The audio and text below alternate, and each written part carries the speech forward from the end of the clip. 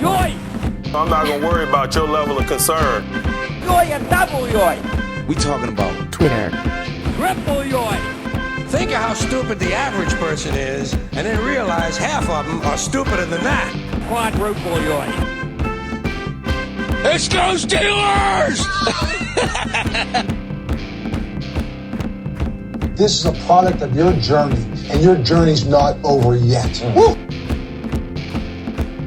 We can't speculate and recollect. We mock ourselves. All right. February has come to a close. Woo. Now, the true... something actually, the true off season. I don't know. We'll actually get some action. Something happens. Action March. Everyone knows March is where the action's at. That's right. Mm-hmm.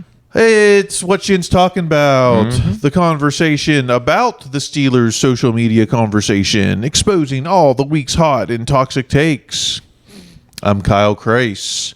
Sitting next to me is Greg Benevent. Hello.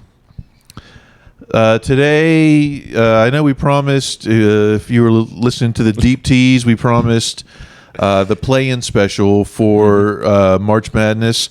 We don't really have all the pomp and circumstance of last year, but we'll get into a little bit of that. Certainly. I had most of the things picked anyway. So. Oh, yeah. No. Kyle did such a thorough job. There was not a lot. It's like the actual play-in that it's a basketball game on like a Tuesday. You probably forget. Last year, we had 100 entries to limit down to 10 in our play-in special. Mm-hmm. And that took us about an hour to do. Yes. I have 2 open spots. I think before I thought we had 5 open spots, but I've got 2 open spots. We'll discuss what goes into that roster moves up until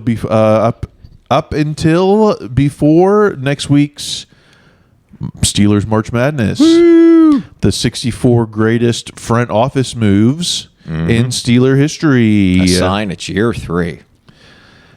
Yes, year 3 of the March Madness. We did greatest moments in 2022 or 2023. Yes, we did worst moments in 2024. Oh yeah, and now we're doing greatest front office moves in 2025. That's coming up a little bit later. But first, why don't we get to some of these takes? It was I don't know, I guess when Omar Khan speaks, does that make it the official start of Khan season?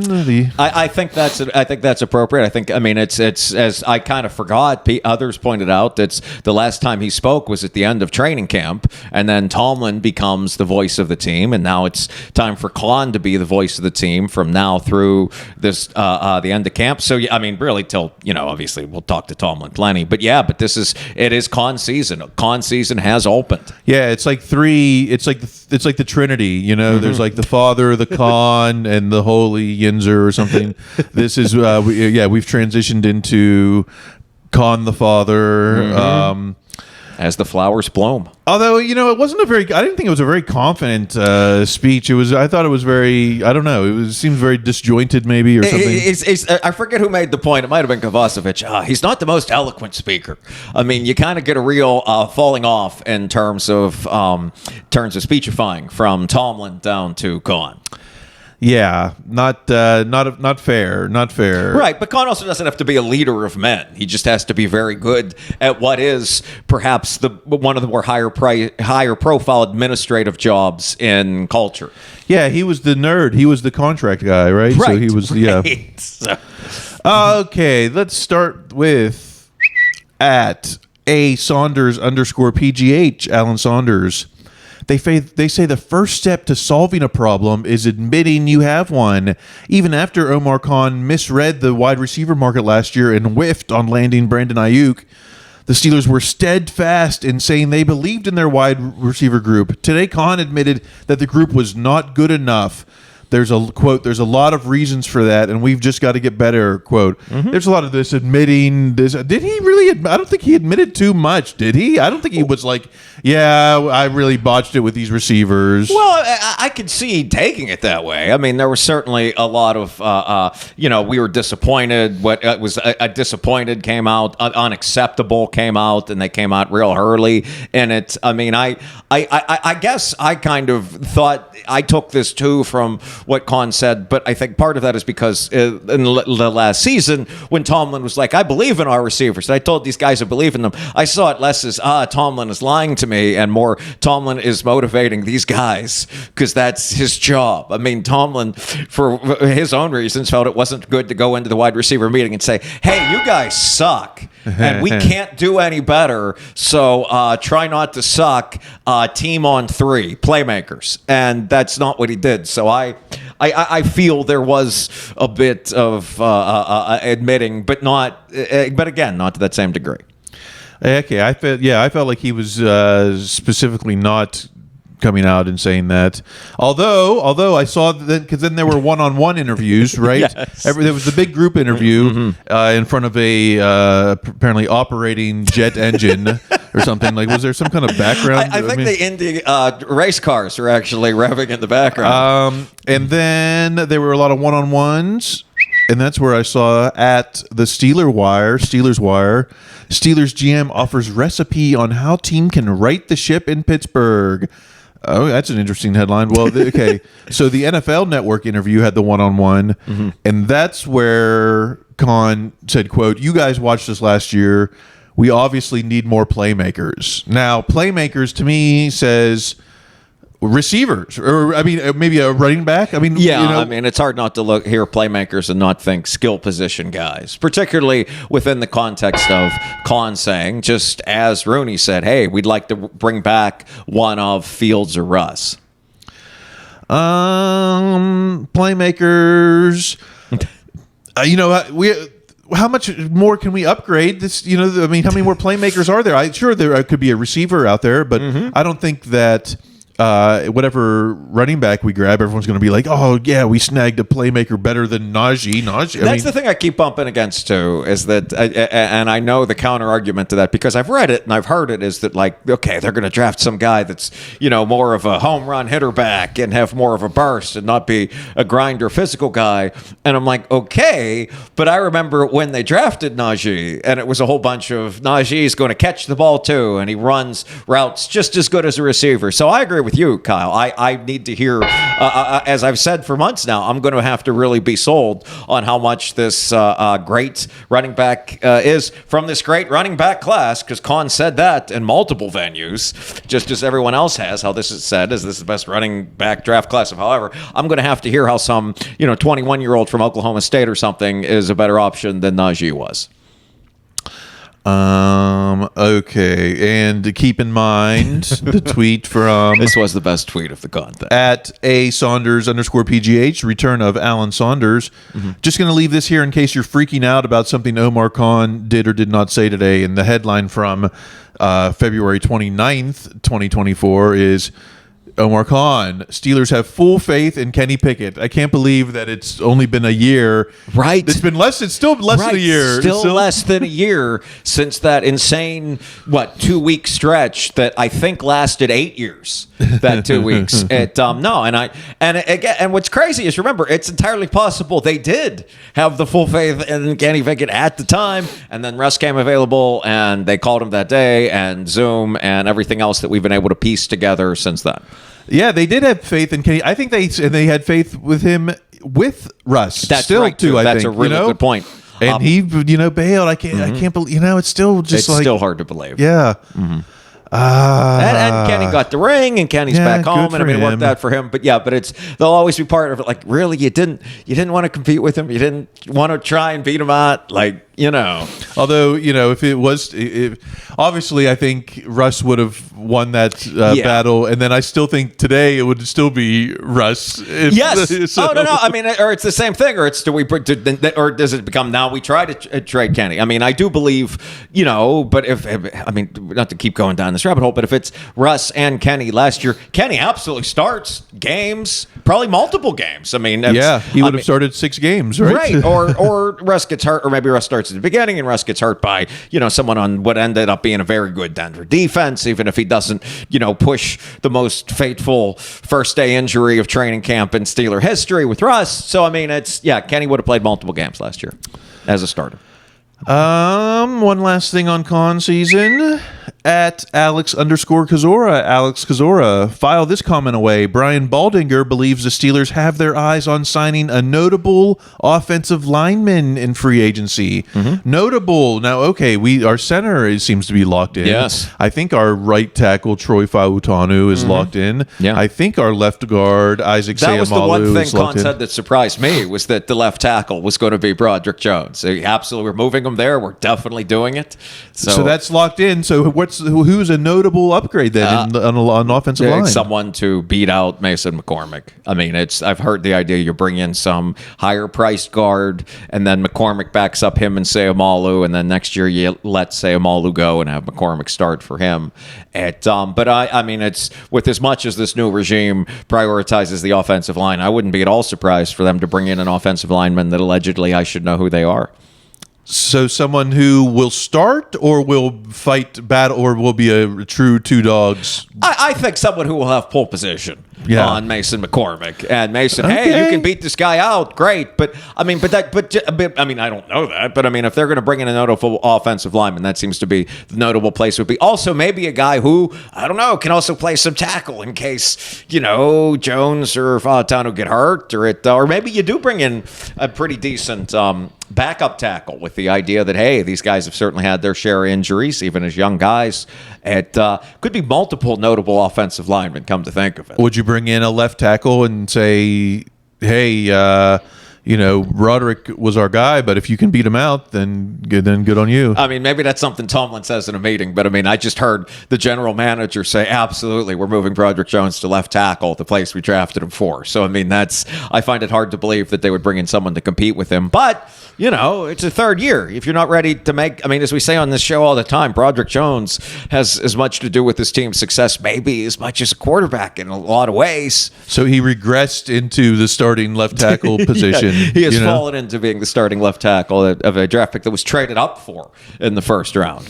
I don't know. Would it be interesting to if they brought in a tackle? I mean, I could definitely see the guard. Maybe both. But I'm starting to lean towards both too. Initially I thought, they just bring in an aging tackle maybe, but then I thought, well, you want to give them guys. You want to give them guys some competition in camp. So maybe you say that it's an open competition, and wouldn't that be something? Then if Broderick Jones couldn't beat out, yes, that would absolutely be a black mark on everyone involved, especially Paul Meyer.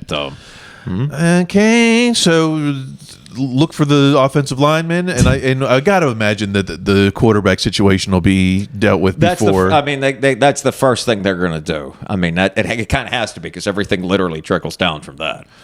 And then you can sign that offensive lineman, and then are we going to sign a wide receiver? Probably, or trade for one, or both. That's got to be early. Right. You can't. We can't sit around until April to figure out who's on the market. I mean, that's literally what happened last year. We sat around till April, and April became August, became November. Yeah, we sat around until August to make the April trade that we wanted. How about, okay, it's combine. I can't believe it's combine season. Right. So it's happening right now.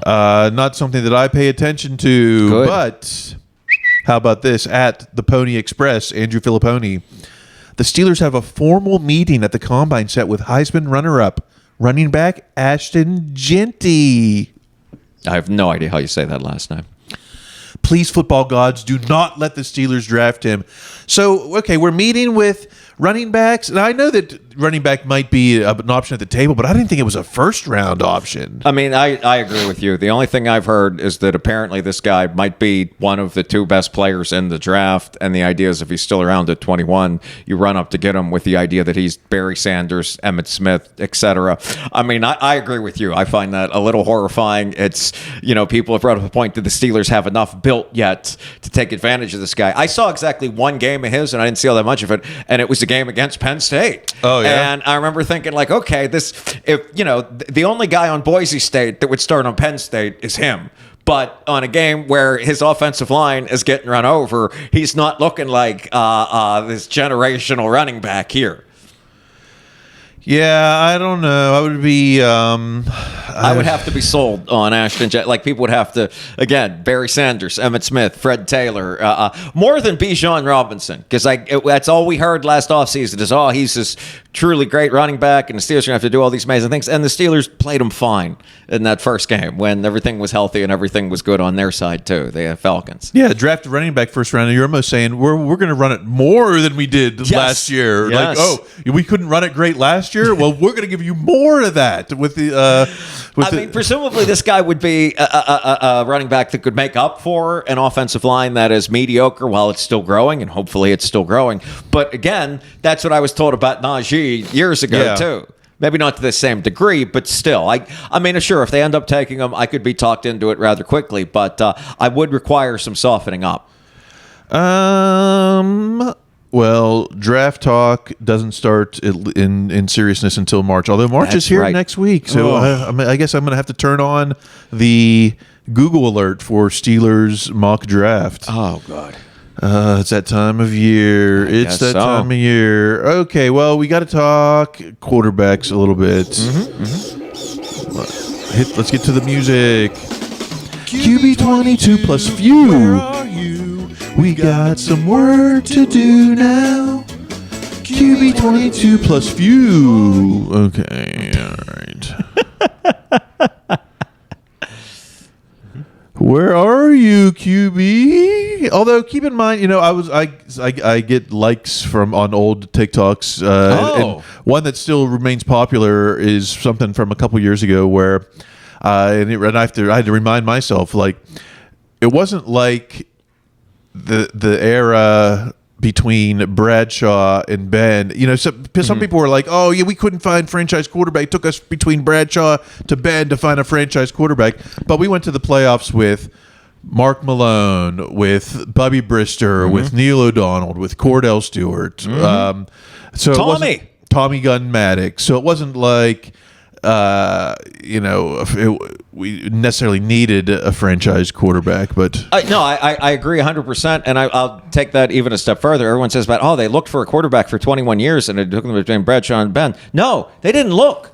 They didn't look for 21 years. There was always, I was around back then. I was getting into this, and there was always a feeling of like, we have a quarterback that's good enough to win with this defense and running the ball. There was this feeling of we didn't need a Marino, a Young, Cunningham, an Aikman, a Brady, Favre, because they became generations of those guys. They didn't look for 21 years. They thought this guy is fine enough. Yeah, it was from Ben was the biggest investment up until that point. Yes, since Mark Malone. And because they thought they could win with Neil, and they almost won a Super Bowl. They thought they could win with Cordell, and as other people pointed out at the time, when Cordell had the most talent around him, they really were a good team. When the talent fell off around them, so did Cordell. Yes. Sound familiar to recent years? Maybe Tomlin has been watching the old he won with Cowher's memories or something. I don't know. Looking back. Okay, let's talk QBs. Just one thing here from at Jerry Dulac, insider Jerry Dulac. The Steelers have not made a decision on which QB they will retain, or if they will retain or bring in another. But they have been having discussions with both Russell Wilson and Justin Fields. Of course. Omar Khan said the team is considering all options as they prepare for free agency. They have not talked to Matthew Stafford, and it is unlikely they would pay more than his current salary, $27 million anyway. Especially since the Rams put out or somebody who was asking for $50 million. What is interesting about this is, if the Steelers aren't willing to pay Matt Stafford $27 million, that kind of tells me what at least sets the center field fence if we talk a Russ contract. Be a pretty similar player, yeah. Not so, $27 million is probably the far end. If he's not going to pay Matt Stafford, they're not going to pay Russ that. So less than that. I'm thinking. I think that makes a lot of sense, and I think it's also probably. I'd be surprised if the Steelers were willing to offer 3 years to maybe either of them. Maybe offer Justin 3 years. I don't know, but I could see it being kind of a 2-year contract for both of them. But yeah, I do perhaps naively, because I mean we're now in the we have full confidence in Kenny Pickett window, but I kind of believe their decision really isn't made up just yet. I mean, I also could see that maybe they don't. Maybe they say absolutely, hey, we're moving on from Russ. We don't want to have Russ as the quarterback. They all think that, and then Russ still starts next year because Justin says, I want to just test the market, and someone and the Jets give him $120 million or something. So I absolutely believe that all the options still are on the table at this point. They're going to make a decision before the start of free agency, do you think? That's the idea. If Justin says, hey, I want to see what the market is out there, and then they're like, okay, well, then you're out. Russ, are you ready to sign right now? That could be. I mean, I can't rule that out either. If there's one thing we learned about what happens at this time 1 year ago, it's that there's a whole lot of things that no one knows about just yet. And that conversation the hypothetical you just threw out there, Kyle, that absolutely could be something that happens. I don't think that's impossible at all. Don't have a decision made. I kind of just think that okay, it's time to make a decision. Mm-hmm. Well, after what is it? Is it the 7th or the 8th? I forget when free agency starts. I should probably know that. Do you really think they don't have a decision? I bet they do. I bet decision. I don't know. Preference, sure. Yeah, I'm 100% sure they have a preference. I just happen to not know what it is. Maybe this time next week we'll know. Actually, it's entirely possible. Well, in 2 weeks maybe, because next week we're doing the March Madness show. Woo! Kick the music. Is there music? Oh. It's time for March Madness. The power of the madness. Oh, yeah.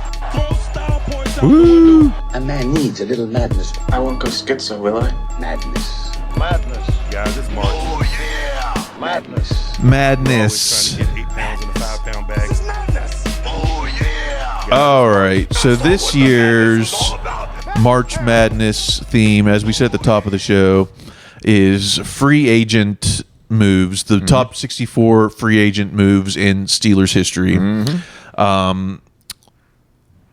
I would have made the crack at the time. Oh, there were as many as 64, but no. In Kyle's thorough research, he found out there were way more than I would have imagined, even though I was alive for almost all of them. It's important that this is thorough. That's you don't want to do something like this willy nilly.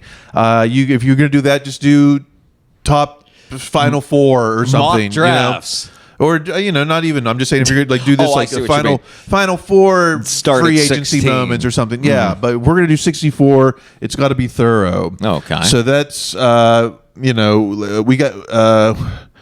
We'll introduce these next week. Okay. We've got 4. No, we don't have 4. We've got 2. Oh gosh, where's my list? Okay. We've got 2 spots to choose today. And This is the play-in special. 2 spots of top free agent moments. Now, let's rule out some things I didn't include in this. Coaching hires. Okay, makes sense. Not technically free agents. I just thought, is that a free agent move? Is that a front office move? I don't know. Okay. And it just seems like there could have been a lot of those. Plus all the 1 seeds would have had to have been hire Knoll, hire Cowher, hire Tomlin. That one's almost like too obvious, and I'm not sure you get to. Yeah, and that also throws off. Like, what was more important? Hiring Arians versus Dwayne Washington. Like, you get into like a weird. How can you debate that kind of thing? All right, so I didn't do coaching hires. I didn't do specific draft picks. I know is that technically a front office move? I mean, yes, but I feel like that's again, don't you run into the same issue then that you would have with the coaches? Like, yeah, okay, the Hall of Famers they drafted, great. Yeah, and other people have done have ranked the best Steelers draft picks. I think you can go to Depot. I think Alex Kozora has done that. Okay. So we're trying to do unique things. I don't need to recap that. So we're doing front office moves, free agent signings, trades. Okay. If you trade up for a draft pick, like Troy or Santonio Holmes or Broderick Jones, that those are considered. And then I even though that it's not some trade downs for a pick, I know you can't. It's there's a little bit of destiny involved with that. For instance, like Joey Porter, like we didn't know we were drafting Joey Porter when we traded down and collected a 3rd round pick. I mean, they probably hoped he was there, certainly from their scouting, but yeah, it's not. I mean, were they even thinking that at that point? Right. The 3rd round's very different than the 1st. So some of those are destiny picks or whatever, but I felt like I had to include them because, looking back, you say, what were the best front office moves? And it was like, well, definitely when we got that draft pick that turned into Joey Porter. I don't know, something like that. I got 2 spots that we need to decide. So I need your help to decide what we're going to do here. Glad here to always glad to contribute. A category. Maybe this is one where we can find a candidate. Contracts, re-signing contracts. Okay, that's a good one. Yeah. A lot of these on this list are free agents that we sign from free agency. But are there any key signings in-house that can be considered the best moves? I think that's certainly fair to include. And the only one that I put in this category was when Antonio Brown got the extension in 2012, his first extension, because that was kind of the birth of the Killer Bees era. If you remember, they were going to give the contract to one person, either Mike Wallace or Antonio Brown. Absolutely. And they, for as bad as everything went, and you'll find I have nothing good to say about Antonio Brown, I absolutely would strongly consider including this. It was a good deal at the time. It certainly made him a high-paid receiver, but it wasn't, didn't make him the highest-paid receiver and all that. And you got, 5 of the best years, not discounting the end, of that any among the best years a receiver ever had. So, can you think of any other contracts in that vein that are worth, putting into this best list of best front office moves? Well, I mean, I don't know. I mean, now it's going to wonder, like, what is re-signing Kiesel? I mean, here's a guy that you got in the 7th round that it's easy to think of as, just a throwaway player that they absolutely re-signed. I can't remember, but I almost think they might have had him for 2 contracts.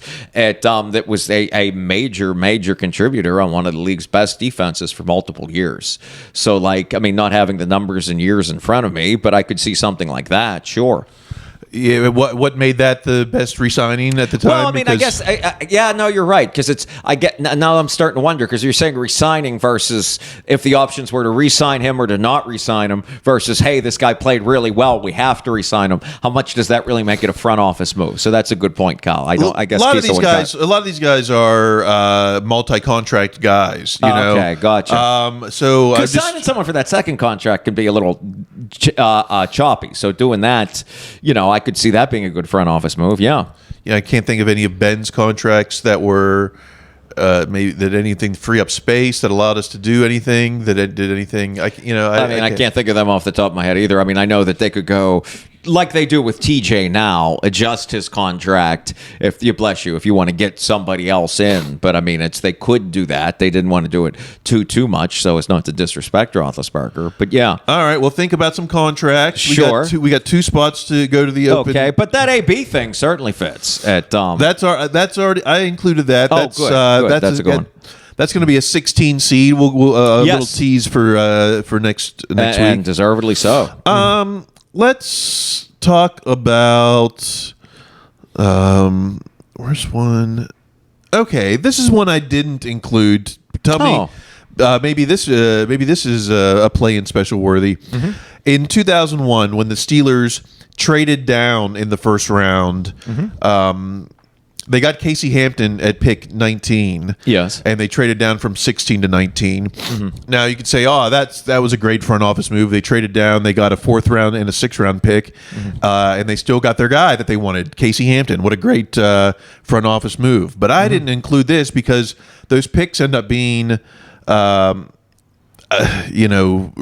Bailey. It was the best output out of those picks. You know what I mean? Okay. I mean, I could see including this just because that team, the team going into that draft, just like this year's team, had a run defense that at times was so bad it overwhelmed everything else they did. I mean, that prior season at Three River Stadium, Fred Taylor set the all-time record for most rushing yards against the Steelers in a game.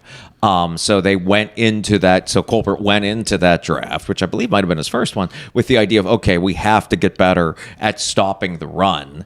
And while there's certainly more than a little bit of luck involved with getting the player that you want and when you trade down, I think it is fair to say that Hampton was absolutely the player they wanted because of just how atrocious that run defense had been. But is there any difference getting them at 19 than compared to getting them if they would have got them at 16? Right. I mean, that would require better scouting, better coaching. I mean, it's something What do you mean? these other guys. Well, I mean, just I mean, when these other draft picks failed, I mean, who's to say the other one? You know, it's wait. Were you talking about the draft picks or about the? I'm not sure what you're asking. Then I'm just saying, what's the difference if they would have not traded down and picked him at 16, Casey Hampton? I mean, there wouldn't have been a difference today.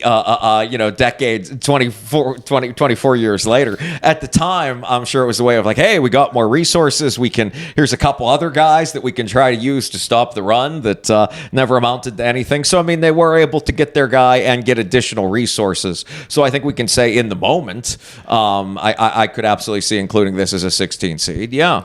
Okay, I'm not really convinced, but I mean, we'll it keep depends that. on what the other candidates are. Like, What about?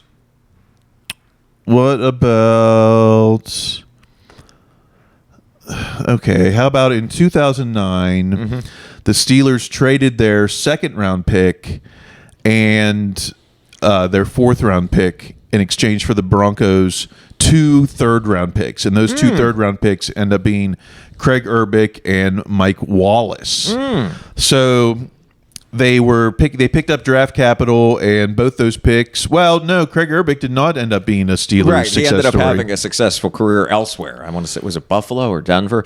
I mean, I probably sadly remember Colbert, if he didn't say this exactly after this draft or after this pick, I can see him saying something defective. Okay, we felt comfortable drafting a wide receiver, drafting a position where we already had some guys because we were able to pick up these additional resources. I mean, I don't know if he said it specifically about this, but that was the kind of thing that Colbert said a lot.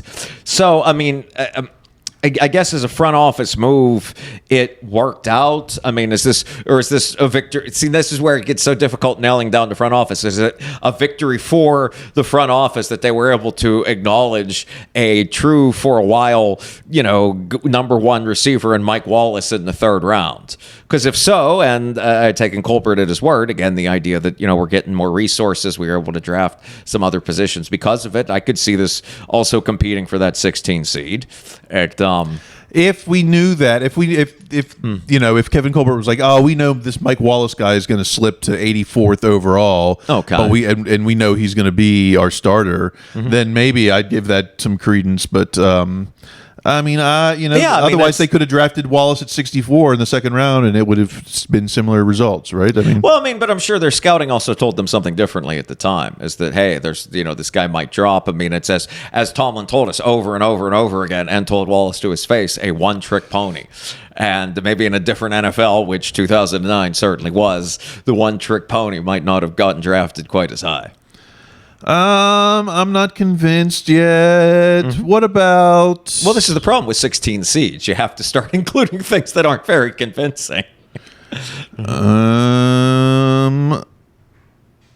What about in 2010? Free agent tackle signing Jonathan Scott. He started 15 games. He played in 29. But then I saw he was on someone else's list of like worst Colbert signings. Yeah, so you beat me to it. I mean, if for you younger fans, and maybe there's some of you actually listening to this, the way people complain about Broderick Jones now is absolutely the way they complained about Jonathan Scott. I mean, he was the lightning rod. This guy sucks for a long, long time, and so much so that I was genuinely surprised when Kyle just said he had 15 starts, because I feel like I got multiple years of people complaining about Jonathan Scott.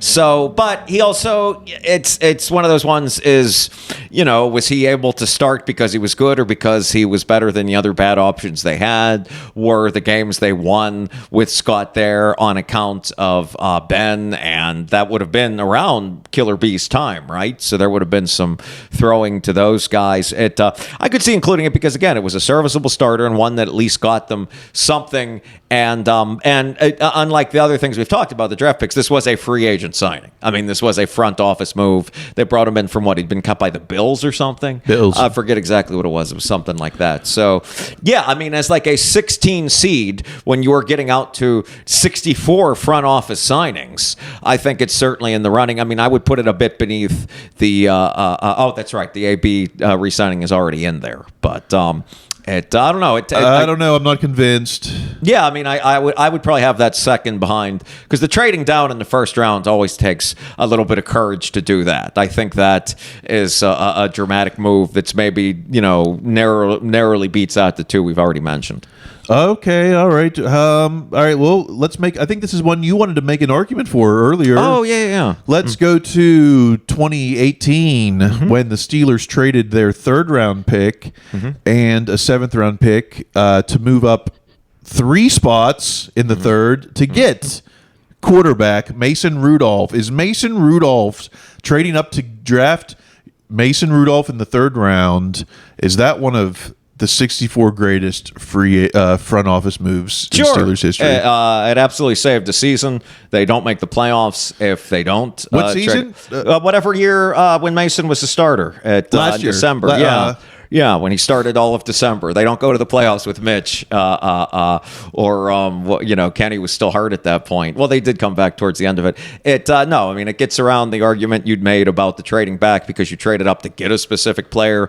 They saw the guy they wanted, they went and got him, and he was able to win games with them. And two, I mean, if we're all the way out at 64, it could not have been easy for that front office at that time to do something that was so clearly against Roethlisberger's wishes. That was absolutely a player he did not want. I mean, didn't he criticize it? I forget if it was that day, but it was it was very quick pretty soon after that of how does this make our team better? And it's one of the few times the Steelers have made a move for the genuine future versus for being the best team, but that they could put on the field in St. Patrick's Day. So that took a different level of courage than I think. It's a very un-Steelers like move, and it paid off for them in the long run.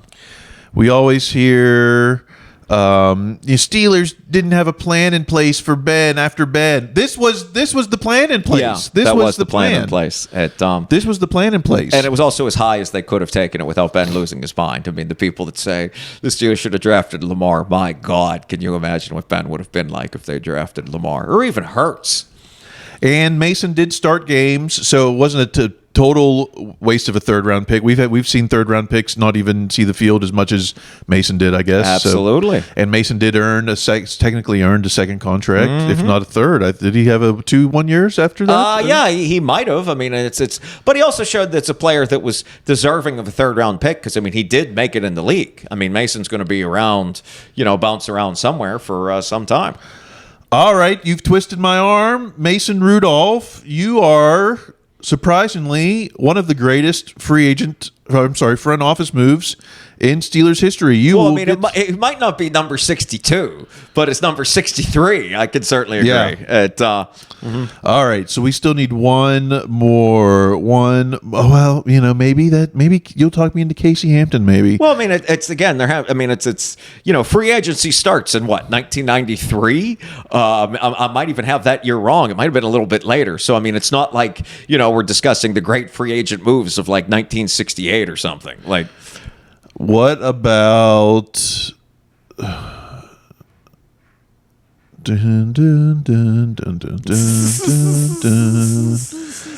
Miles Jack?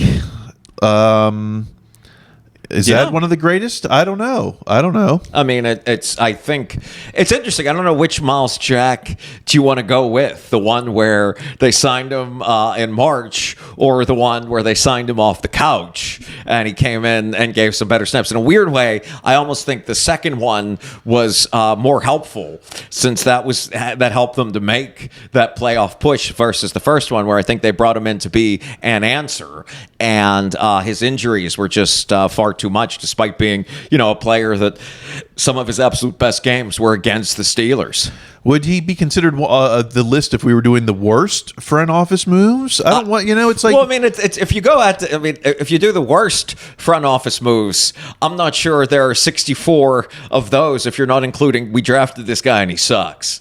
So, it's not like they've signed that many free agents. So I imagine if you do the best front office moves and the worst front office moves, then in that middle you might get you end up in the Jonathan Scott, Miles Jack zone, just because there's only been so many front office moves. What about Keanu Neal, safety Keanu Neal? He started 9 games before going on IR, and then that was it. I mean, I perhaps it's because I'm more familiar with the player. I mean, I would just lean towards Miles Jack as perhaps a bit more of a contributor, but by that token, you could be like signing Eric Rowe. I mean, since he came off of his couch as well and played quite well as a safety when they lost all those guys. So it. At least Keanu Neal, you can say the game against Washington? No, I'm sorry, the game against the Packers. He had the end zone interception in the fourth quarter. Okay, I could be talked into that. Yeah. Mm-hmm. And the only other nominee I think that I might consider trading up for Broderick Jones. I think that's still way too early to determine. Still way too early. I mean, it could be the worst move, right? Exactly. It could be on the Devin Bush bracket for whenever we do worst free agent signings, which may also include half of the. I don't think I've been trying to keep a mental note as I've been going through these, like what could be for the worst, and I just don't know if there's 64. Yeah, I think which I think is sort of what we're bumping up against now. So I Keanu Neal getting the game-winning play, I could certainly go with that. I mean, it's interesting if it was Miles Jack in March, maybe not, but Miles Jack coming off the couch and what was that, November, I could see, but even then, I don't know if he made a game-winning play. In fact, I'd be surprised if he did. So I can go with Keanu Neal. Yeah, and he just retired, right? Didn't I just hear that? That's kind of I forgot about him, and that's why I was worried. This list it needs to be thorough, and I realized that I had forgotten about Keanu Neal. I had forgotten about the biggest free agent signing as a percentage of the salary cap in Steelers history, and. That was. You want to take a guess who that might be? Donnell Wolford. No, but in the right world, Wayne Gandy. Wayne Gandy, largest free agent signing as a percentage of the salary cap. I totally believe that. Yes. So that had slipped my memory, so I had to put that in. Yes. So I think that Keanu Neal. Let's give him the spot. I think so. Again, when you get all the way out to the outer fringes of 64, the walls get thin, man. And what was the other one we decided on? Mason. Mason, that's right. Mason and Keanu Neal. Let's announce who they'll go. We'll announce the first seeds who they're going up against. Okay. Sure. Keanu Neal is going up against the 1 seed in the pierogi bracket. Trading for Jerome Bettis, obvious number 1 seed there. Pretty tough number 1 seed. We'll get into that next week. And Mason Rudolph, trading up to draft Mason Rudolph. You're going up against the 1 seed in the Halupki bracket, which is 2003. Trading up to draft Troy Polamalu. Easy 1 seed. Yes.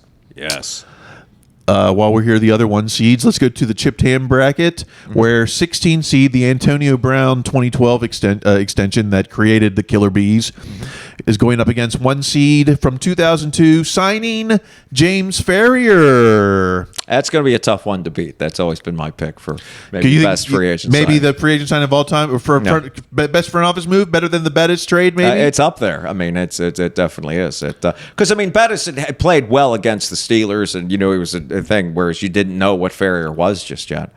And in the final bracket, the banana split bracket, the 16 seed is 2023. Trading down in the third, we got the picks that led to Darnell Washington and Nick Herbig. That may be too soon to put in there, but we'll talk about that next week. But that's going up against 1 seed, 1993 signing free agent linebacker Kevin Green. Maybe the if there's any controversial 1 seed, maybe this one, because he only played one contract in Pittsburgh. Yeah, but there's only a Blitzburgh because of him. I mean, what he made them is something else entirely. So I don't think that's crazy at all that you included that as a high seed. We'll get into that next week when we break down all 64 picks. It's Steelers March Madness. Woo! The 64 greatest front office moves in Steeler history. That's coming at you next week. It's a deep tease. Right now, I think the band is trying to take the field. Oh, why is the default always music off on this? All right. Some odds and ends. Let's go to at B. Pryor, Brooke Pryor.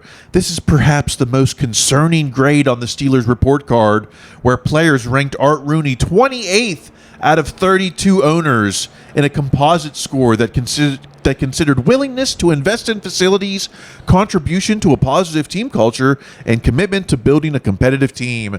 This is the annual. This seems to be like the annual ish post that we get on the Rooneys every year. This anonymous player survey. Where we're always last in facilities and whatnot, and Rooney always says, "It's anonymous. I take it with a grain of salt. These players can come talk to me."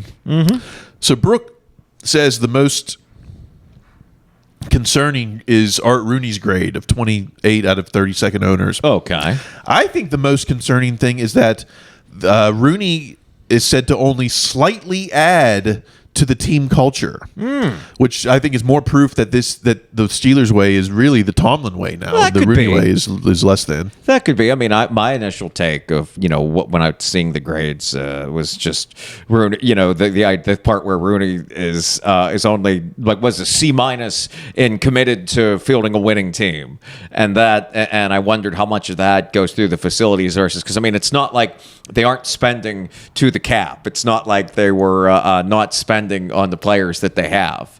So I found that a bit surprising. I don't really care about some of this. I don't know. This is, it's like, oh, they didn't have a nice weight room. Okay. So, some of these guys are training half the time with their private coaches anyway and whatnot. Well, the line I'd heard from last year that a lot of people brought up was that, look, do you think in the weight room, if Cam or TJ said, hey, it would be good if we had this machine, that machine wouldn't show up? If that machine wouldn't show up, then okay, then we have a real problem. But I find that unlikely. Last year wasn't the big argument that they had nothing good for families and daycare facilities. Yeah. So that hopefully that got remedied or rectified or whatever the proper I'm sure if phrase is. someone said, "Hey, I need someone to watch my kid," I'm sure the Rooneys themselves would hire someone to do it. There'd be another offensive intern come to look over your children. Jim Rooney would come down with his new book. Get the book. A different way. Well, let's give the final word to at Kevin Adams 26. Kevin Adams from the Terrible Tailgate. I just want to make sure we're all clear here. I suggest Rooney isn't a great owner and put it on a billboard, and I'm a bad fan. How dare I say that? Turn in my fan card. 2 weeks later, the Pittsburgh's very own players say that. So should we cut them all? What the difference is, first off, you didn't just suggest that Rooney isn't a great owner and put it on a billboard. This is the tactic that some of these haters do. Like, just because I want the Steelers to become a better team, right? Yeah, that's what we all want, But some of us have different ways of going about our business. I know that because the billboard does not say, I suggest Rooney is a bad owner. Yeah. That's not what the billboard says. And moreover, this is the problem with when you make your entire living and your identity based on what the haters want and negativity, is that you are continually forced into being this character and defending increasingly ridiculous takes. You're exactly right. You are exactly right. All right. Well, things I don't care about: power rankings, mock drafts, coach anonymous report card. I never do it, but I always mean to once click on it. Like, is the team with the all A's in first place? Like, are they the Chiefs and the Eagles? Yeah, because I kind of tend to doubt that. So you want a great locker room? Go and play for the Rams, where they have a new $1 billion, $1 trillion stadium or whatever. Mm-hmm. Actually, those are pretty good teams right now. I was going to say the Rams are doing pretty good. That's what we've been talking about. That is what we've been talking about. We've teased it all through the show, but next week is Steelers March Madness, the greatest front office moves in Steelers history. Mm-hmm. Unique things. Indeed. Trying to get unique results. Keep the conversation going. What we really need are some iTunes reviews. That would be nice. That helps the algorithm. Write your iTunes review. You can like and subscribe on YouTube. That depending on whatever your platform is. If you're a podcast listener, give us an iTunes review, man. Hook it up. If you're a YouTube watcher, like, subscribe, comment. Right. Just help us out. That's the currency. That's the currency of podcasting. Mm-hmm. You can keep the conversation going on social media if you want. I'm at Kyle Kreis. I'm on TikTok and I'm on Twitter and Blue Sky and all that too. But I'm just not. I'm just not active. I'm not an active user. That's all. Good for you. That's a good thing. What about yourself? Unfortunately, you can find me on Instagram at Greg Benevent, B as in boy, E-N-E, V as in Victor, E-N-T. We will be back next week with a unique show for you. Until then, keep listening to your coach. Be their best selves. That's going to be required. Stay in school.